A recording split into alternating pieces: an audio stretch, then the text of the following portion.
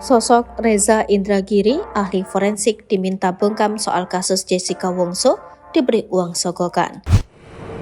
Mengenal sosok ahli forensik yang diam-diam mendapat sogokan atau uang tutup mulut soal kasus kopi sianida yang menjerat nama Jessica Wongso. Dia adalah Reza Indragiri, pria Parubaya, mengaku mendapatkan uang tutup mulut saat menangani kasus kopi sianida yang menewaskan Mirna Salihin. Pengakuan itu diungkap oleh Reza Indragiri lewat film dokumenter berjudul Ice Cold, Murder, Coffee, and Jessica Wongso. Dalam pengakuannya itu, Reza Indragiri menemukan uang dengan jumlah yang cukup fantastis dalam tasnya. Kendati demikian, uang yang diterima oleh Reza itu ia kembalikan ke KPK. Lantas, siapakah sosok Reza Indragiri? Melansir dari laman resmi Wikipedia, Reza Indragiri memiliki nama lengkap Reza Indragiri Amril SPSI, M. Krem, Porspsis. Ia lahir pada 19 Desember 1974, dirinya merupakan ahli psikologi forensik, konsultan sumber daya manusia dan dosen Indonesia. Ia merupakan orang Indonesia pertama yang mendapat gelar Master Psikologi Forensik.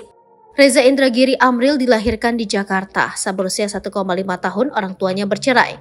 Ia diasuh oleh ibunya karena tidak diperhatikan. Hak asuh Indra pindah kepada bapaknya. Reza mengawali pendidikannya di SD Muhammadiyah 24 di Rawamangun dan melanjutkan sekolah menengah pertama di Riau. Di Riau, ia tinggal dan diasuh kakek dan neneknya.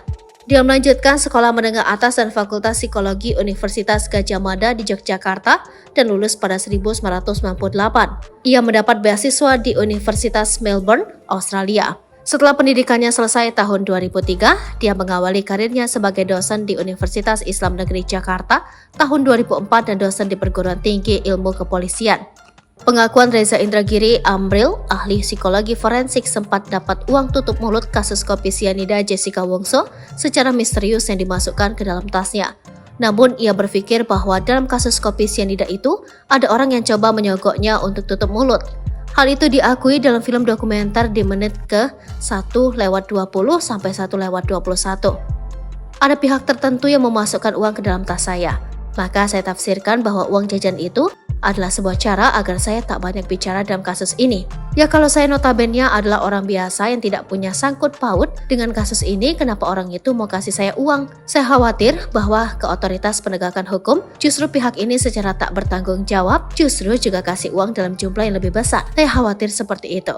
Namun, uang misterius yang berada di dalam tasnya itu langsung ia serahkan ke KPK. Download Tribun X sekarang. Menghadirkan lokal menjadi Indonesia.